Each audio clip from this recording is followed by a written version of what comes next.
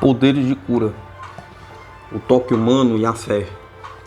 Não faz muito tempo, nos Estados Unidos, um bebê conhecido apenas como Benjamin nasceu praticamente sem cérebro. Tinha só o pendúculo cerebral, a área na base do cérebro que controla as funções do coração, do pulmão e dos músculos, ligando a medula espinhal aos centros encefálicos superiores. Durante seu breve tempo de vida, Benjamin esteve em um vazio quase total de sentidos. Não podia enxergar, ouvir, sentir cheiros ou sabores, nem pensar. Mas quando o pegavam no colo e minavam, parecia que, em algum nível rudimentar, ele percebia o toque de quem o estava carregando. O bebê Benjamin não tinha cérebro, mas tinha pele, e a pele tem células nervosas diretamente ligadas à medula espinhal. O sentido de tato de Benjamin salvou-se do isolamento total, de estar completamente só no universo. Podia pelo menos sentir os braços que o amparavam e as mãos que o acariciavam.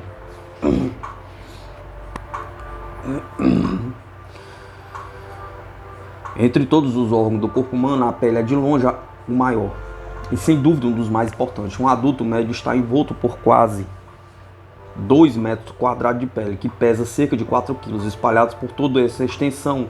Há pelo menos 5 milhões de diminutos terminais nervosos intensamente sensíveis nos receptores do tato. Eles alcançam cada milímetro do invólucro humano, das pálpebras delicadamente translúcidas às rudes solas dos pés, cobrindo a língua que explora os sabores, o nariz, as orelhas, o couro cabeludo e as zonas erógenas que estimulam a reprodução e são, portanto, cruciais para a sobrevivência da espécie, a ponto de um único dedo pode ter até 1000 sensores primorosamente sintonizados e a mão mais de 10.000. De um jeito ou de outro, os receptores da pele participam de todas as sensações de tato e paladar da vida. Mole, duro, doce, azedo, áspero, macio, leve, pesado, frio, quente, excitante. Também registram o conteúdo emocional do toque, o roçar leve e frio da desaprovação, o impacto pesado e dolorido da raiva, o aperto asfixiante da ansiedade e do medo, e o afago suave do amor e da compaixão. Algumas pessoas, porém, acham que os sensores da pele têm qualidades ainda mais extraordinárias. Acredito que os receptores transmitem um poder terapêutico real de fora do corpo para ajudar a curar moléstias dentro dele. Tal poder é fornecido por outra pessoa. Um toque que cura é mais do que uma simples maneira de fazer. O gesto humano de estender as mãos para, com o seu toque, combater a dor é universal. A mão materna que acaricia e o beijo de consolo podem fazer maravilhas por uma criança com febre ou machucada. Um braço amistoso do ombro de um amigo atormentado pode aliviar uma terrível dor de cabeça. Mas o efeito terapêutico do toque vai muito além desses gestos de conforto. O efeito terapêutico da imposição de mãos vem sendo aceito por muitos como instrumento legítimo de cura desde os primórdios da humanidade. As lendas, a história e os jornais de hoje abundam em relatos de praticantes de curas que portadores de poderes supranormais de toque podem com as mãos aliviar sintomas graves e condições médicas complexas.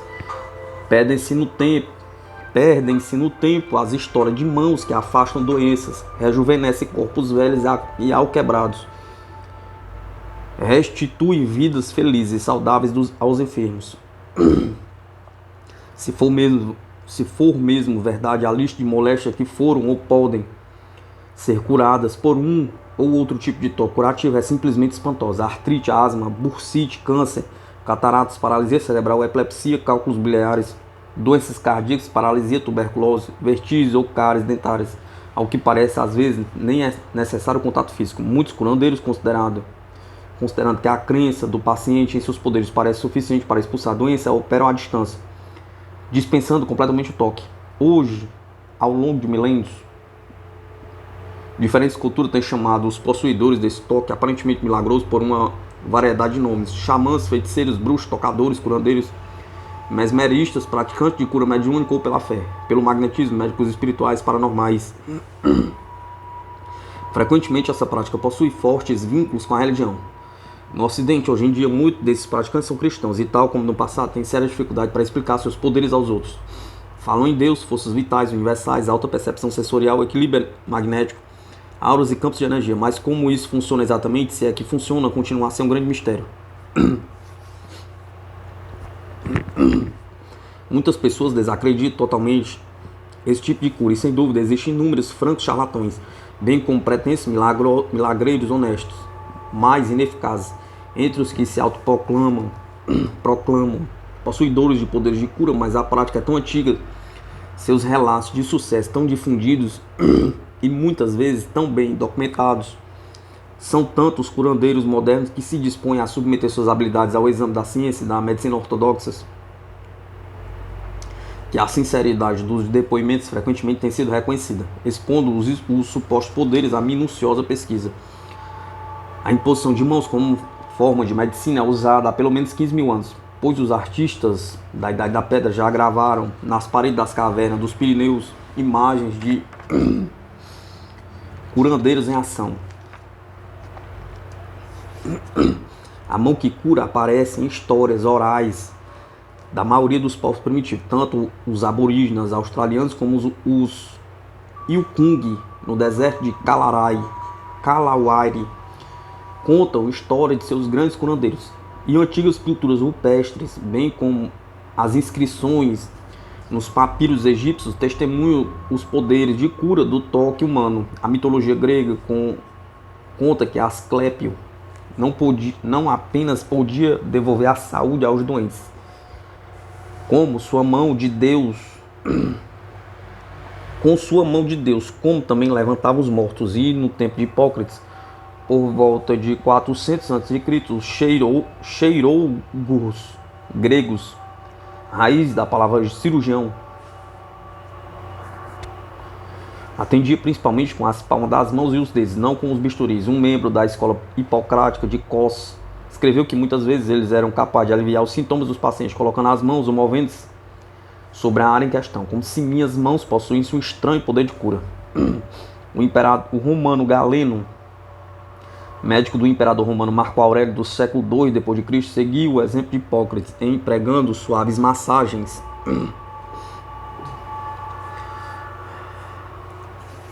como um método de cura. Mas em Roma não era apenas os médicos que se dedicavam à cura.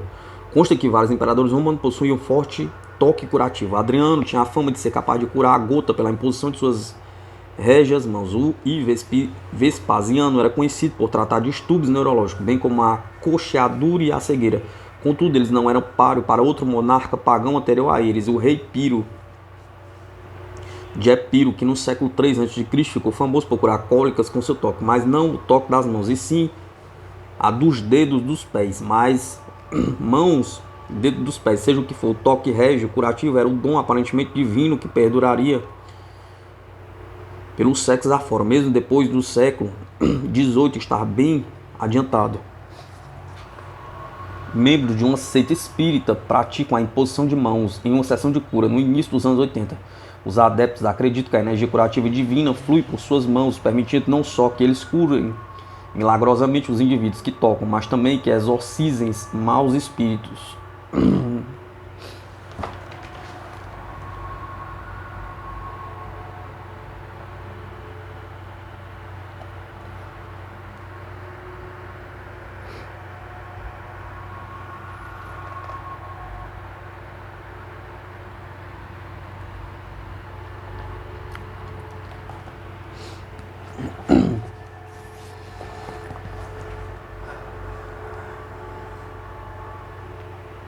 O Novo Testamento descreve Jesus tocando olhos cegos ou tratando-os com a sua saliva e restaurando a visão, tocando pernas aleijadas e tornando-as fortes de novo, tocando cabeças perturbadas e trazendo de volta a sanidade.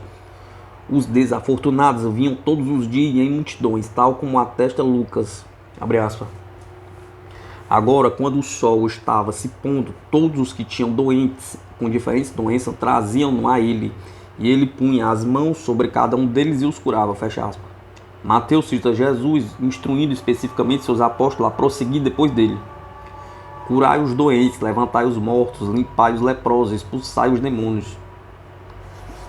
Seguindo as ordens de Cristo, os discípulos consideravam seu dever de curar tão importante quanto o de pregar. Certo dia, quando um mendigo coxo se aproximou de Pedro e João. Pedro respondeu aos plajantes pedidos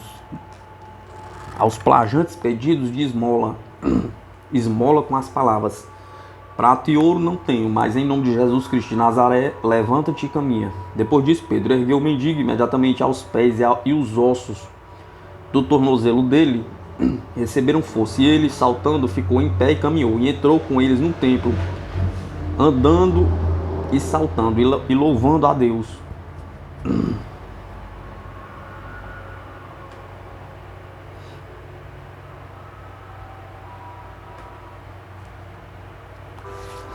Muitos cristãos da época posteriores, entre eles os santos Francisco, Agostinho, Ambrósio, Martinho, Catarina, Patrício e Bernardo, eram conhecidos por seu toque curativo. E como Jesus, os santos cristãos cuidavam tanto de doenças da mente quanto do corpo.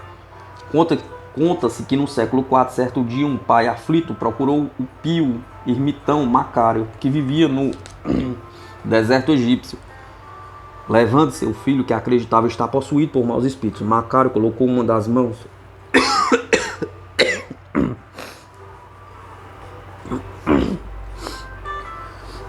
na cabeça do menino, a outra no coração, começou a rezar. O corpo do rapaz foi ficando cada vez mais inchado. Finalmente ele deu um grito e um grande volume de água foi expelido de seu corpo, que em seguida voltou ao normal. O menino estava curado. Continuou por toda a Idade Média até o Renascimento a tradição cristã nas curas milagrosas. Juntamente com o toque humano, todo tipo de objeto santificado, relíquias que haviam sido tocadas pelos santos ou o resto de seus corpos, parecia ter seus efeitos. Pedaços das verdadeira cruz, migalhas de pão da última ceia, mortalhas, crânios e ossos que se alegavam serem dos santos. Um colecionador alemão do século XVI afirmou ter acumulado 17 mil relíquias sagradas, o que inspirou o Papa Leão X a calcular que tamanha piedade havia poupado ao homem exatamente 694.779.550 dias e meio no purgatório, tal como em épocas anteriores atribuía àqueles que reivindicavam o direito divino de governar também o poder divino de curar. O bócio e a escrofulose, uma inflamação tuberculosa dos gânglios linfáticos, eram moléstias comuns naquela época, e o toque dos reis parecia ser particularmente eficaz contra elas. Consta que Roberto Pio, rei da França, e Eduardo, o confessor rei da Inglaterra, curava tais afecções, colocando as mãos no pescoço do doente, fazendo o sinal da cruz.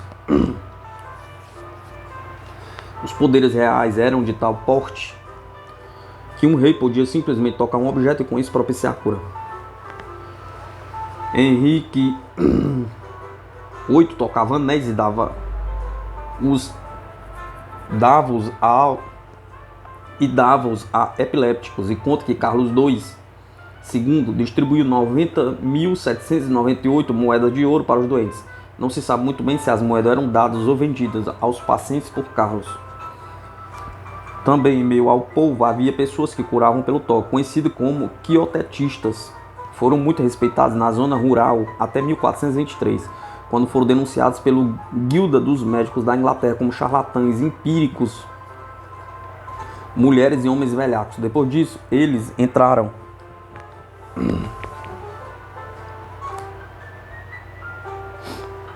em declínio. No entanto, muito tempo depois houve um homem que, embora fosse plebeu, era muito rico e manifestava uma capacidade de curar que rivalizava com a dos nobres de sangue real. Tratava-se de Valentine Greentrakes, um proprietário de terras e magistrado irlandês do século XVII, que praticava uma técnica conhecida como alisamento.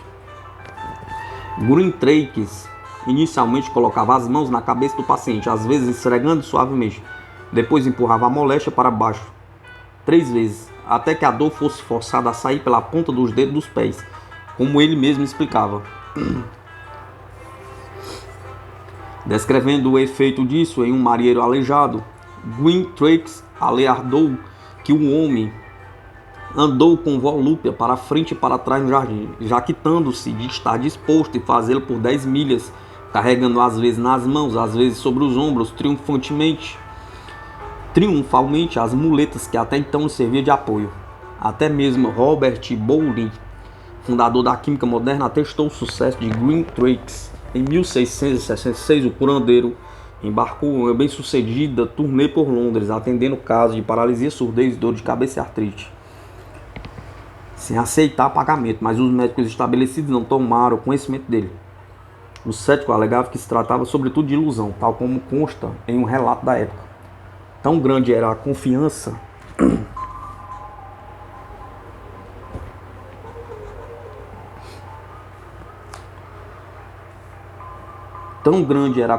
nele que os cegos fantasiavam ver a luz que não podiam enxergar. Os surdos imaginavam ouvir os coxos que estavam andando direito e os paralíticos que haviam recobrado o uso dos membros.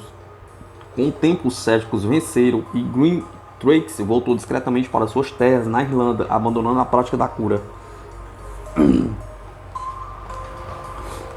A cura pelo olhar de um monge sedutor. Através dos tempos, o poder da cura às vezes tem angariado poder político. O exemplo mais notável talvez seja o de Rasputin, um russo cuja reputação como curandeiro catapultou-o de suas origens camponesas para uma grande influência na corte de São Petersburgo, sob o czar Nicolau II e a czarina Alexandra. Quando jovem, na Sibéria, Grigori Rasputin era famoso por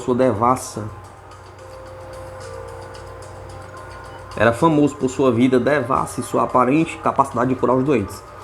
Talento que desenvolveu como monge de uma seita herética chamada Kliskist. Em 1905, um misterioso camponês de olhar penetrante foi apresentado a Nicolau e Alexandra. Logo demonstrou seu poder em Alexias, filho hemofílico do casal, diante de um aterrador episódio hemorrágico que confundiu os médicos da corte. Rasputin interferiu com algumas palavras e o toque de sua mão, detendo o fluxo de sangue. O alívio do estresse pôde diminuir o sangramento. Talvez a influência calmante do monge tenha salvo a vida do menino. A grata czarina foi cativada pelo curandeiro sedutor. Embora ele persistisse em suas farras constantes como mulher incansável, o monge assumiu logo o papel do poderoso confidente real. Em 1916, cortesãos alarmados com a influência dele planejaram assassiná-lo, mas encontraram tanta dificuldade para cumprir seu intento que isso acabou criando um boato. Rasputin seria mais do que humano, sobreviveu a uma dose de cianato capaz de matar uma dúzia de pessoas. Levou 3 tiros antes que os conspiradores desesperados conseguissem amarrá-lo e atirá-lo através do gelo no rio Neva, onde finalmente morreu afogado.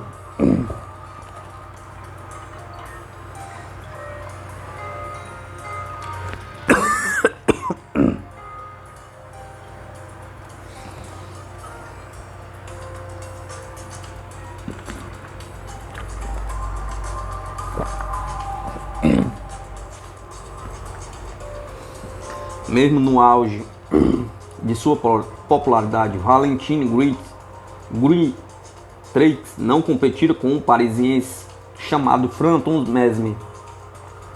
Nascido na Áustria em 1734, Mesmer já havia estudado filosofia e direito antes de ir fazer seu doutorado em medicina na Universidade de Viena. Enérgico e encantador, atraiu uma esposa rica e a amizade de notáveis como Mozart. Mesmo antes de receber seu diploma, quando começou a praticar, ficou logo famoso por seus próprios méritos, formulando novas técnicas sobre saúde e doença. Mesmer afirmava que um fluido universal, uma espécie de força vital, permearia o cosmos e tudo que há nele. As doenças humanas resultariam do desequilíbrio ou bloqueio desse fluido no corpo. Nisto, Mesmer pode ter feito um empréstimo das antigas tradições do prana na Índia e do Ki na China, que postulantes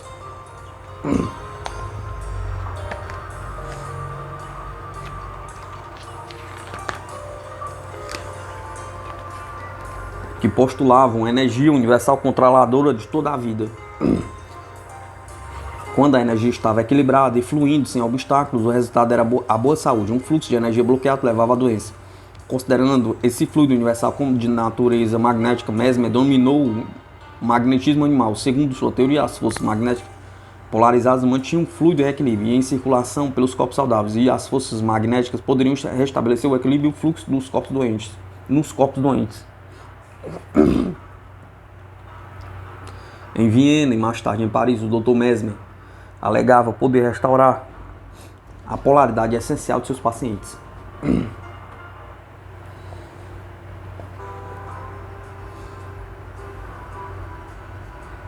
Tocando-os com uma fina vareta de metal de cerca de 25 centímetros de comprimento. Alguns indivíduos ele simplesmente tocava com as mãos ou fixava com um olhar penetrante, que bastava para estabelecer o que ele chamava de afinidade. Sua manipulação do magnetismo animal sobre o corpo dos pacientes desencadeava crises que, segundo ele, era parte vital do processo de cura. Esses tremores e espasmos musculares, acompanhados às vezes por cantos desenfreados, gritos e delírios, finalmente cessavam e o paciente reconquistava o equilíbrio normal. Mesmer considerava que seus pacientes estavam curados quando seus atendimentos deixavam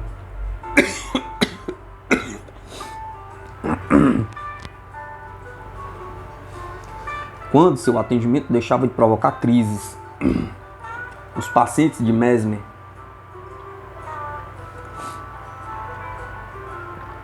entre os quais havia algumas das personagens mais ricas e destacadas de Paris, eram afligidos por moléstia que iam de asma à cegueira, passando por surdez, enxaquecas e paralisias, juntamente com uma ampla variedade de distúrbios internos. Um deles que escreveu especificamente a respeito de sua cura foi o major do exército, o cavaleiro de Halsey, que durante anos sofreram problemas de saúde em consequência de úlceras produzidas pelo frio quando estiveram em campanha em Hanover, e de uma febre maligna contraída na Martinica.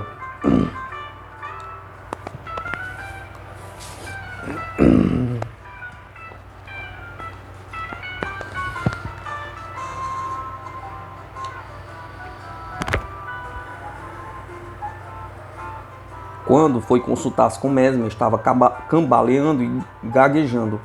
Quando conseguia falar, tremendo incontrolavelmente, os olhos saltavam-lhe desmesuradamente das órbitas. Ele tinha acesso de gargalhada histérica. O tratamento de Mesmer produziu uma série de convulsões, relatou de Halsey. Gelo vindo de meus membros, seguindo por um grande calor e transpiração fétida. Agora, 4 meses depois, estou completamente curado.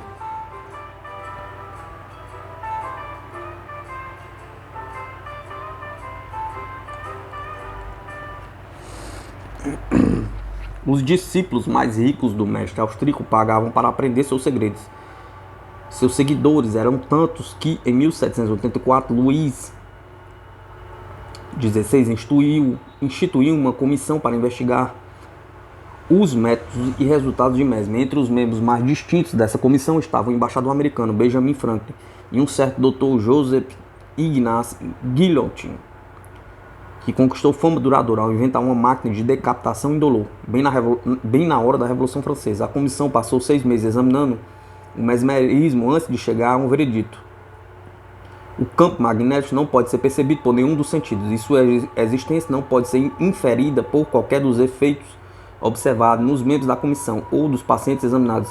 A comissão conclui que as aparentes curas de Mesmer eram devidas às imaginações suscetíveis dos pacientes, e não a algum suposto magnetismo animal.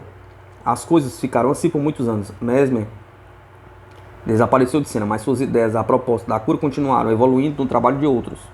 Entre seus ardentes discípulos havia 2 aristocratas, o Marquês de Possegui e seu irmão, o Conde Maxime. Eles foram os primeiros a estudar os efeitos do mesmerismo sobre a mente, a observar que o paciente mesmerizado obedecia às instruções do mesmerista.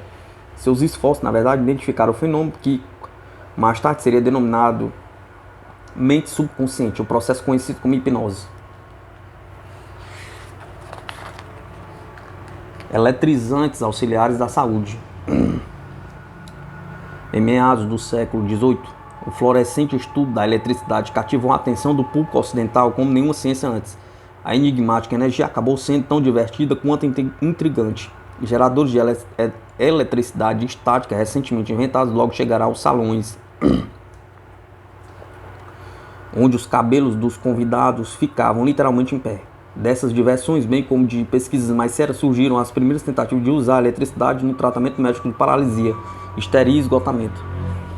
No final do século, porém, os poderes misteriosos da eletricidade estavam sendo desviados para fins que alguns consideravam escusos. O cirurgião inglês Charles Kitts inventou um desfibrilador cardíaco primitivo que poderia reanimar com choque elétrico um coração recentemente parado. Este e outros aparelhos que tentavam reviver os mortos foram vistos por muitos como coisas do demônio, manchado assim pelo ocultismo, bem como por uma suposta associação com o mesmerismo. O fenômeno, outrora promissor, perdeu a credibilidade para a maioria dos médicos. Em uma foto do início da década de 1860, Guilherme Duchner encosta um eletrodo em um paciente que não tem qualquer sensação no rosto. Uma de muitas experiências para estudar os efeitos da estimulação elétrica em nervos e músculos doentes.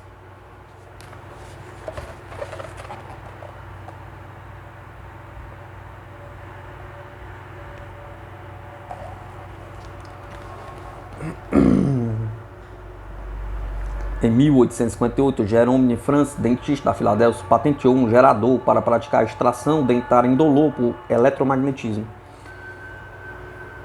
Um fio levava a um bastão de metal segurado pelo paciente, o outro ligado ao boticão recebia uma corrente que amortecia as sensações na área do dente.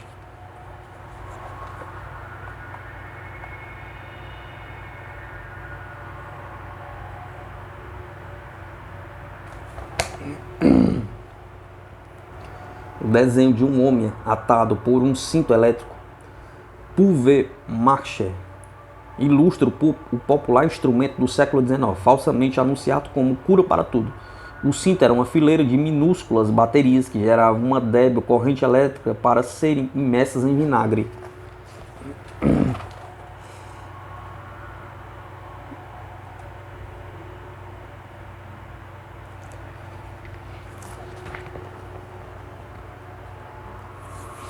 Mesmo assim, o estudo da ciência elétrica continuou avançando. Aparelhos geradores mais requintados foram inventados em meados do século XIX. A obra de fisiologistas europeus como Guilherme Duchner, que estudou o efeito da estimulação elétrica em nervos e músculos, fez nascer um interesse médico pela eletricidade, elucidando suas funções no corpo. Em seguida, particularmente entre os americanos, despertou-se a atenção para a eletroterapia como meio de aliviar o sofrimento humano. Inúmeros aparelhos elétricos para tratar dores e doenças apareceram no mercado, sendo rapidamente comprados pelos esperançosos e pelos curiosos. Alguns dos produtos tinham, de fato, potenciais terapêuticos. Outros, tais como os lineamentos, anéis e escovas que de elétrico tinham apenas o nome, eram obviamente obra de charlatões. No início do século XX, esse elemento de charlatanismo mais uma vez levou a classe médica a perder o interesse pela eletroterapia. Recentemente, porém, a eletricidade recuperou sua reputação como valioso instrumento médico.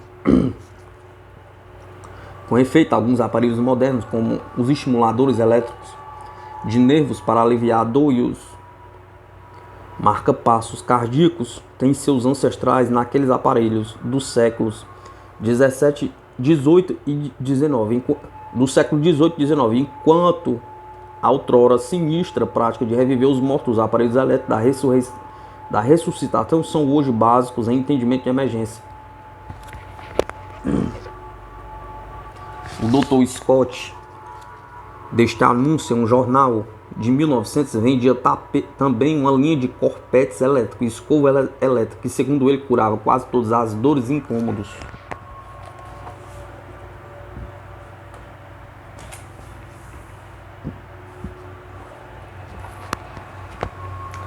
Essa máquina para aliviar a dor de cerca de 1850 gerava corrente mediante um sistema de engrenagens acionadas manualmente, cilindros de metal e magnésio de ferradura. O paciente segurava um bastão de metal ligado à caixa. Outro bastão era aplicado à parte dolorida do corpo. Quanto mais rápido se girasse a manivela, maior o choque elétrico transmitido.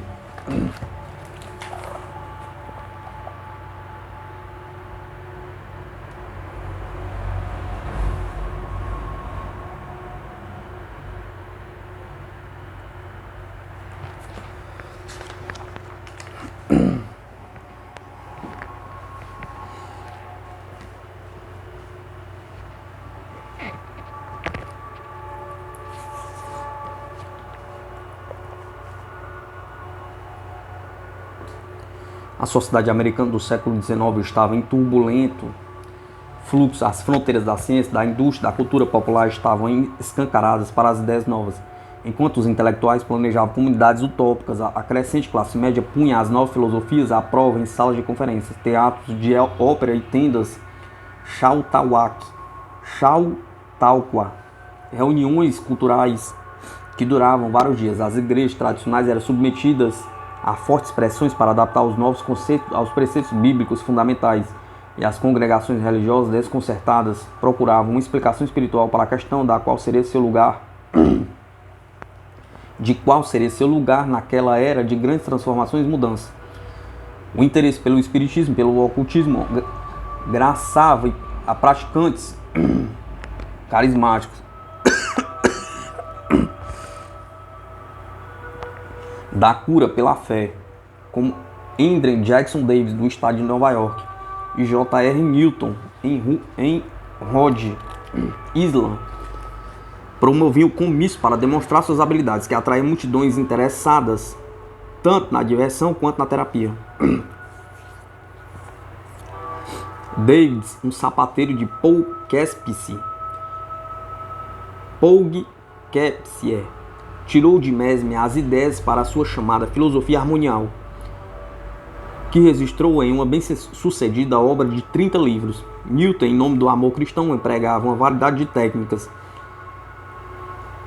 Despejava água quente na cabeça dos pacientes com distúrbios nervosos, mas optava por uma simples imposição de mãos para tratar tumores ou inchaços.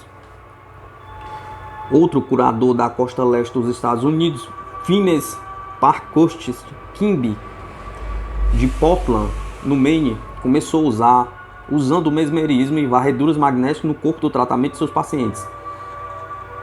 No entanto, quando sua clientela cresceu, ele começou a desconfiar de que as pessoas, na verdade, não saravam por intervenção divina, nem por sua manipulação do magnetismo animal, mas sim pela influência que ele exercia na atitude mental delas com relação às suas moléstias.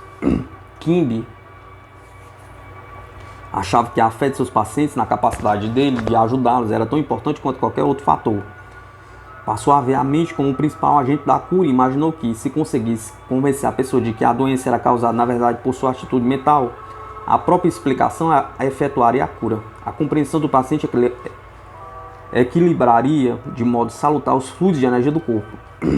Em 1862, Quimby concordou em ver uma mulher de Massachusetts que lhe escrevera acerca de problemas na espinha.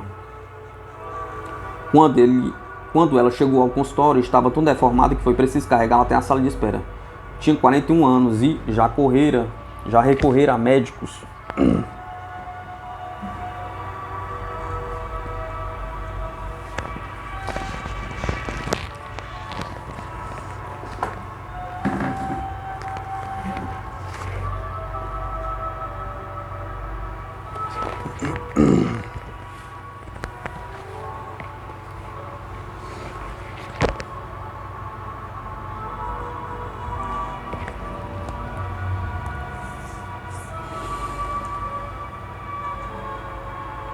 Já recorreram a médicos convencionais e homeopatas, sem sucesso. No entanto, com mesmerismo, massagens suaves e muita conversa tranquilizadora, Quimby conseguiu aliviar as condições dela e conquistou uma seguidora devota.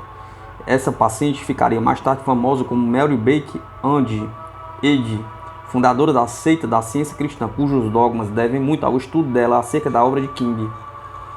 A Igreja de Cristo cientista está longe de ser o único veículo pela qual a fé e a religião passaram a desempenhar importante papel nos métodos de cura do século XX. Incontestáveis curadores modernos de muitas variadas seitas veem a si mesmo como instrumentos de Deus, eleitos para transmitir o poder divino através do toque ou da imposição de mãos, mediante oração, cantos, meditação e visualização. Milhares de fiéis testemunhos. Serge Leon Alalouf afirmava curar apenas aqueles que de fato acreditavam em seu poder de toque. Se assim fosse, então ele contou pelo menos 276 mil fiéis, pois este foi o número de cartas de recomendação enviadas a um tribunal de Paris em 1957, quando ele foi julgado e absolvido por prática ilegal da medicina. Alalouf, nascido em 1905, dizia ter reconhecido seu dom de cura quando jovem, morador de Toulouse. tocou a cabeça gravemente ferida de um homem. A ferida sumiu dentro de poucos dias. Em mais de 50 anos de prática, o estranhamente belo curandeiro teve entre seus clientes o rei Afonso XVIII da Espanha e o ator francês Jean Anouilh. Alalouf pode ter sido também clarividente. Após prever para si mesmo um fim violento, foi morto por um carro em 1982.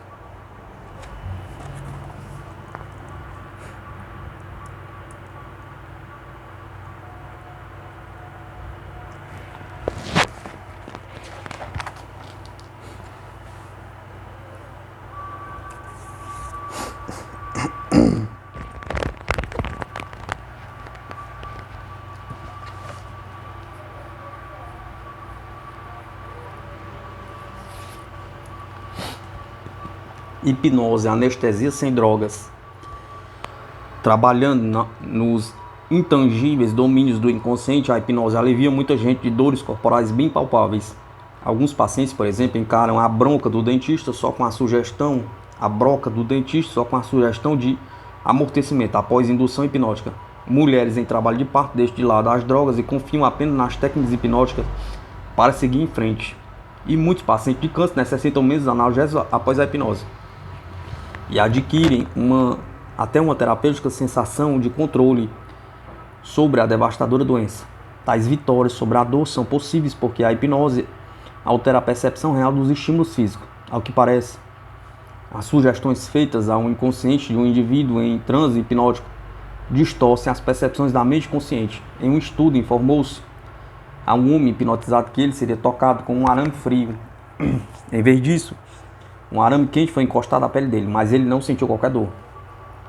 A suscetibilidade à sugestão hipnótica varia de pessoa para pessoa.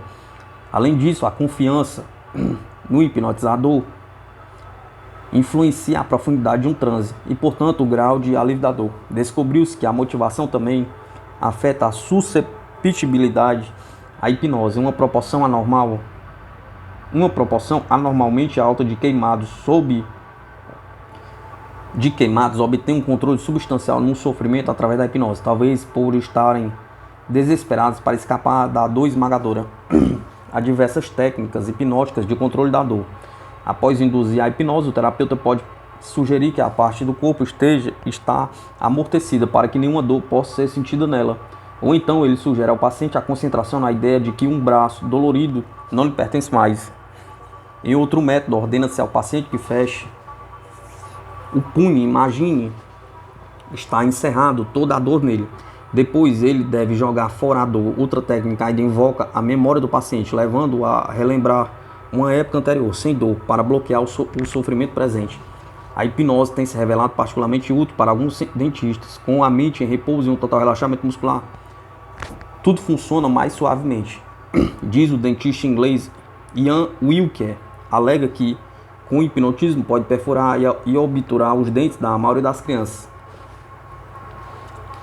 e de alguns adultos sem anestesia, sem dor. Quando um procedimento requer anestesia, diz ele,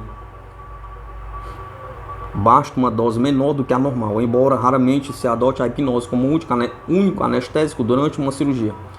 Poucas pessoas conseguem suprimir inteiramente a dor. Ela se revela útil para o relaxamento do paciente antes de uma intervenção e na redução da dor pós-operatória. Além disso, a confiança que a hipnose proporciona pode apressar a recuperação. Pacientes confiantes tendem a sarar mais rapidamente do que os ansiosos. Segundo alguns estudos, a hipnose consegue levar a mente a participar da cura do corpo de maneiras mais diretas.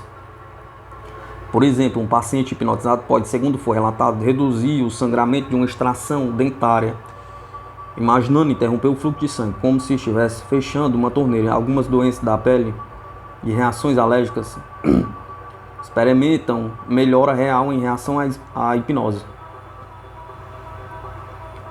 Na verdade,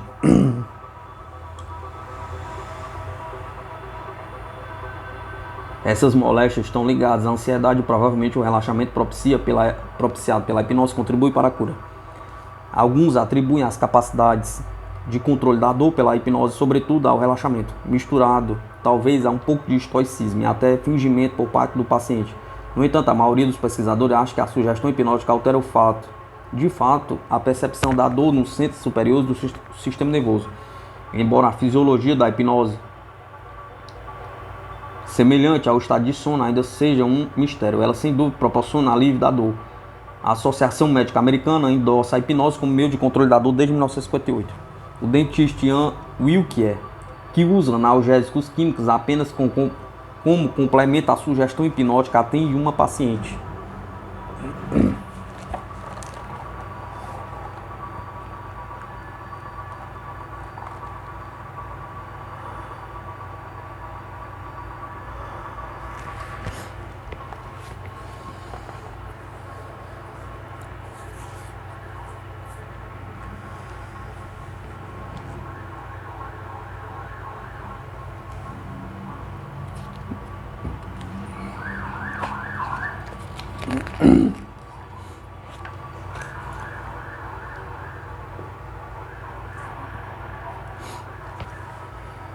É possível encontrar curandeiros em quase todas as seitas cristãs modernas. Uma das mais conhecidas nos Estados Unidos no século XX foi Olga Warwall, membro leigo da Igreja Metodista, que junto com o marido Ambrose começou a praticar na Igreja Metodista Unida de Washington, em Baltimore, em 1950. Os Warwall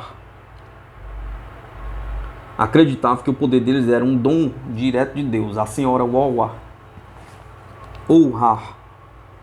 começou a desconfiar que fora especialmente escolhida quando tinha apenas 3 anos e certo dia ouviu a mãe queixar-se de dor de cabeça. A menininha tocou a testa da mãe. Segundo contam, a dor de cabeça desapareceu instantaneamente. Olga disse que seus pais reconheceram seu dom, mas ocultaram o assunto temendo vê-la tratada como uma anomalia. Conheceu o marido em um baile da faculdade e com o tempo percebeu que ele também possuía dons. Todavia, os dois já estavam com mais de 40 anos quando começaram a pensar seriamente em curas, através da igreja que pertenciam. As sessões das manhãs das quintas-feiras na igreja de Washington eram cerimônias simples. Em geral, estavam todos tomados de assentos, que serviam a cerca de 300 pessoas apenas. O ministro da igreja estava sempre presente. A senhora Olga dirigia-se antes à congregação, explicando que não havia garantias de que alguém pudesse ser curado. Já tivemos casos que foram com milagres, houve outros que melhoraram muito, outros ainda permaneceram idênticos. Disse ela uma vez. E por quê? Pergunta. Não sei. Isso acontece sobretudo porque não sou eu quem faz a cura, mas o poder espiritual vindo de Deus. Eu ponho as mãos sobre vocês e rezo, mas é Deus quem faz o trabalho. Ela prosseguia explicando que nada seria cobrado pela ajuda e que este ponto ela enfatizava bem. Ela e o marido endossavam plenamente a medicina ortodoxa. Eles só tratariam quem já estivesse sob cuidado de um médico. Em seguida havia um interlúdio de música de órgão, o breve sermão do ministro, e cantava-se alguns hinos. Depois todos os fiéis interessados eram convidados a avançar e ajoelhar-se para uma imposição de mãos. Olga ou Ambrose cumprimentava o suplicante, indagava acerca do problema e depois colocava as mãos se isso parecesse apropriado, orava por 2 ou 3 minutos e finalmente murmurava: Deus te abençoe, antes de passar para a pessoa seguinte. Quando todos haviam sido atendidos, se alguém quisesse permanecer um pouco mais, poderia compartilhar de um almoço no salão paroquial. Os que haviam sido tocados, em especial, e os que haviam sentido as mãos de Olga, descreviam uma poderosa sensação de calor que se espalhava por todo o corpo. A própria senhora Olga dizia que durante a cura sentia suas mãos ficarem quentes, como se fossem almofadas elétricas. Muitas vezes sentia também um formigamento elétrico. Quaisquer que fossem as sensações físicas, alguns resultados espantosos foram atribuídos aos Warwall. Em seu livro, em 1965, O Dom da Cura, o casal publicou inúmeros testemunhos de seus poderes de cura. Uma carta escrita por um cirurgião falava de uma mulher com um tumor canceroso no abdômen. Segundo o cirurgião, a mulher que era enfermeira havia se submetido à radioterapia e outros tratamentos adequados. No entanto, por sua própria conta, ela decidiu assistir a uma das sessões de cura de Olga. Durante a imposição de mãos, contou a enfermeira, ela teve a sensação de uma grande saca-rolhas virando no meu estômago. O tumor, que era do tamanho da cabeça de uma pessoa, ainda estava evidentemente presente logo após o tratamento.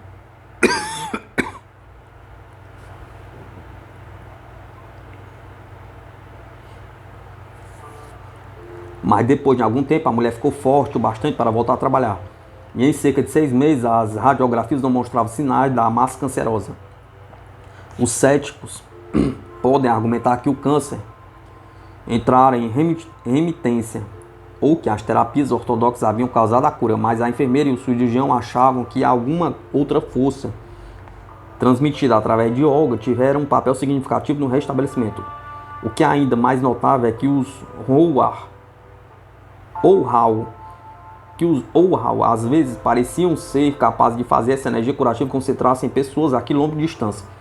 Tal fenômeno não era inteiramente novo nos anais da cura. No início do século XIX, um curandeiro católico e nobre alemão que atendia pelo impressionante nome de Alexandre Leopold Franz Emmerich von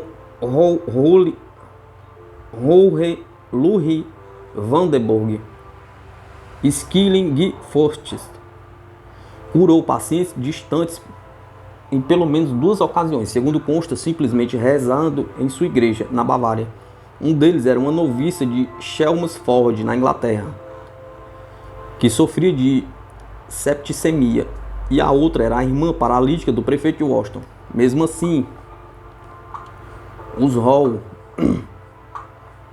Ohau exibiram um raro dom certo dia, em 1955, quando ficaram sabendo de grave situação enfrentada por uma mulher de Nova York, chamada Eleanor Robert. Ela sofreu um aneurisma cerebral, perigosa inflamação de um vaso sanguíneo no cérebro, que precisaria ser corrigida por cirurgia antes que o vaso se rompesse, mas os médicos disseram que, como a temperatura dela estava perigosamente alta, a operação precisaria ser adiada até a febre ceder.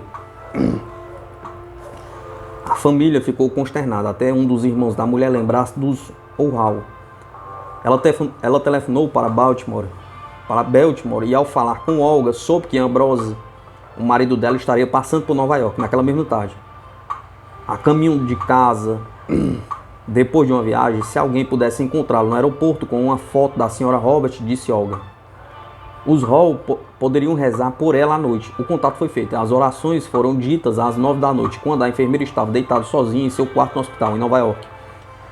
Mais de 30 anos depois, Eleanor disse que jamais esqueceria as emanações de força e paz que atravessaram seu corpo e sua cabeça no momento das orações.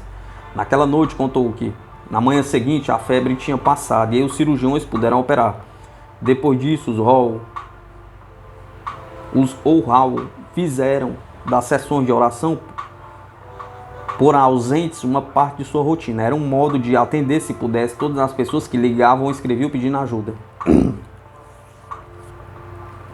Como os Ohau pareciam demonstrar com seus tratamentos interurbanos, a cura não requeria uma atmosfera religiosa formal. Ruth Carter Stapleton, irmã do ex-presidente americano Jimmy Carter, era uma conhecida curandeira cristã que não era ordenada nem associada a qualquer igreja. Nascida em Plymouth, na Geórgia, Stapleton viajou pelos Estados Unidos e pelo exterior, utilizando os poderes curativos que ela considerava do amor do perdão e da oração através de Jesus Cristo, conferidos por Deus para curar os doentes. Explicou ela certa vez: o amor incondicional real de Jesus tem que ser comunicado no nível inconsciente para a pessoa. O amor é o agente curativo. O trabalho da senhora Stapleton começou no início dos anos 60, quando seu jovem filho Scott foi atropelado por um carro e entrou em estado de coma aparentemente fatal. Nesse momento ela passou pelo que descreveu como uma experiência mística. Toda a raiva e a ansiedade sumiram e ela foi preenchida por um sentimento de amor, alegria e paz. Começou a cantar. Naquela noite no hospital, sentou-se ao lado do leito do filho e continuou a sentir o que descreveu como aquele terrível júbilo interno.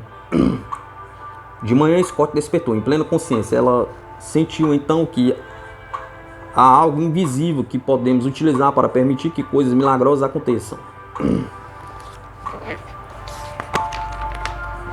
Nesta foto, em 1971, Ambrose e Olga fazem uma pose parecida com a do retrato deles, que se encontra na Igreja Metodista de Washington, em Baltimore. Eles achavam que seus poderes de cura eram milagrosos apenas no sentido de que todas as leis de Deus são milagrosas.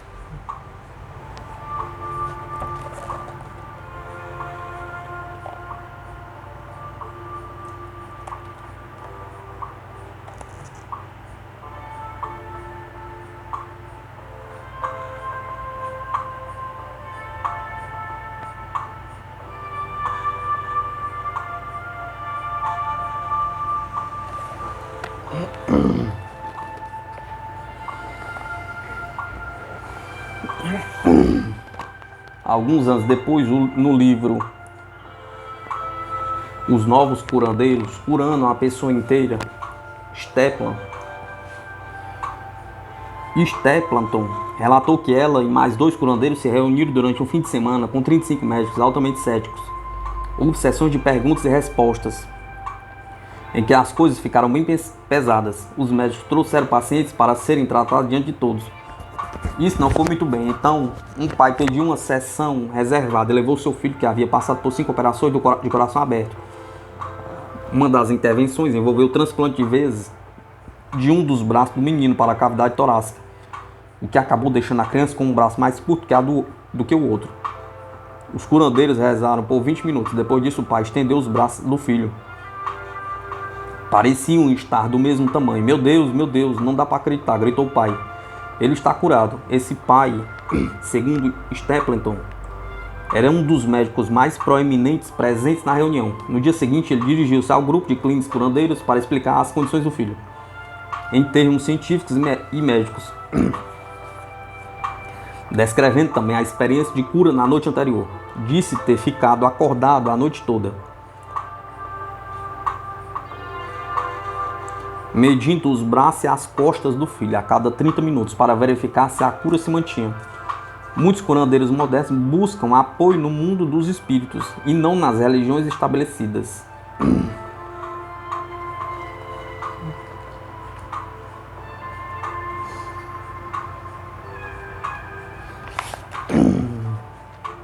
Vou continuar essa parte depois.